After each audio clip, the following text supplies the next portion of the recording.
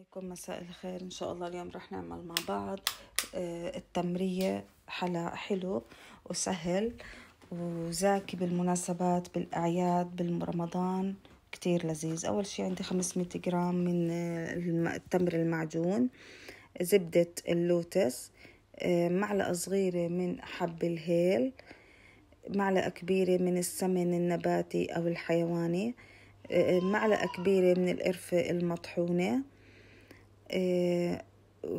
وعلبة قشطة، وبسكويت الدايجستيف الخالي، انت زي ما بدك بتستخدمي اختيار، وبسكوت اللوتس.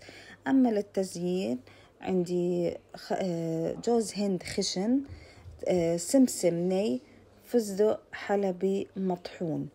اول شي راح ابلش باضافة المكونات هاي على التمر. راح اضيف اول شي السمنة، بعدين راح أضيف القرفة المطحون معلقة كبيرة، بعدين علبة القشطة. هلا بعد ما أضيف كل المواد راح أضيف عندي هون زبدة اللوتس. زبدة اللوتس أقل شي بدي هنا معلقتين كبار.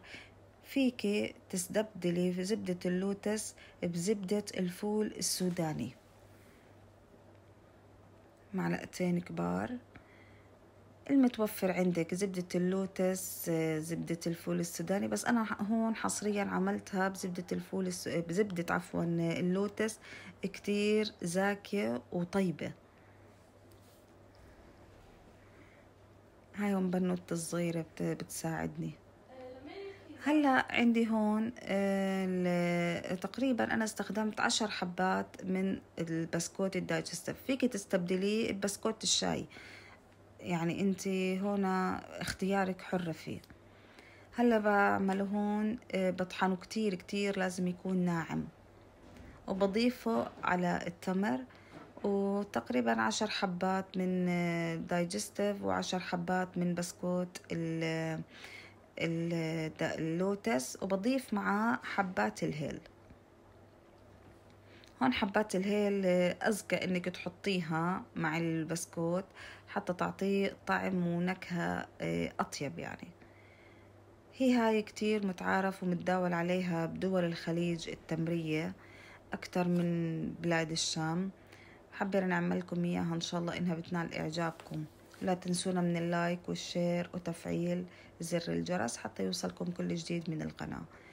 هلا ضفت كل المكونات هاي اللي أنا طحنتها، البسكوت والزبدة والقشطة والقرفة. فيك تستبدلي كمان السمنة بالزبدة ب50 جرام من الزبدة السايحة. هلا هون أنا بعجن كل المواد هون كلياتها مع بعض، البسكوت مع المواد، حتى تتجانس كل المواد مع العجن، وتصبح عندي عجينة التمر مع هاي المكونات جاهزة. هي حتكون سهلة عليك بالعجن لأنه فيها يعني دهن. هلا هون أنا بعد ما عجنتها وجهزتها حطيتها 10 دقايق بالثلاجة حتى تتكور معاك بكل سهولة.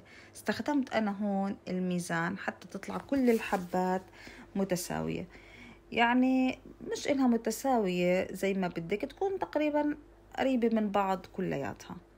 هلا هون بعد ما خلصت من تكوير الحبات التمر ببلش هلأ هون بالتغطية. كل حبة بحطها بالتزيين اللي أنا بدي إياه.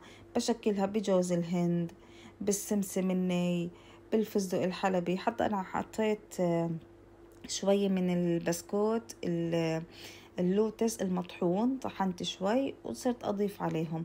بتضلي تعملي هيك لحد ما تخلصي كل المكونات اللي انتي جهزتيها وحبيتي تكوريها. تزيين برجع إليك، بتحب تضيفي كمان تزيين من عندك مش غلط. هي هيك أكل، يعني هو التمر مفيد، وهي هاي كمان حلوة وزاكية، وعن جد طعمها كتير كتير زاكي، حلوة للأعياد، للجلسات الرمضانية وسهراتكم مع فنجان قهوة سادة. إن شاء الله إنها بتنال إعجابكم. هلا هون أنا هيك يعني شكلت بالصحن شوي من الفستق الحلبي والسمسم والني، واللوتس وجوز الهند. هون جوز الهند لازم يكون عندك حصريا هون من النوع الخشن، لأنه إذا كان ناعم ما حيمسك معاكي بالحبة التمر ويغطيها كويس، لا لما تكون خشنة بمسك معاكي أكتر. وإن شاء الله إنها بتنال إعجابكم بتجربوها. هاي هون هلأ عندي هون خلصت كل الكمية اللي أنا عملتها مع فنجان قهوة سادة. إن شاء الله إنها بتنال إعجابكم. هاي هيك انتهيت منها، وصحتين وعافية. ولا تنسونا من اللايك والشير وتفعيل زر الجرس حتى يوصلكم كل جديد. وشكرا لكم.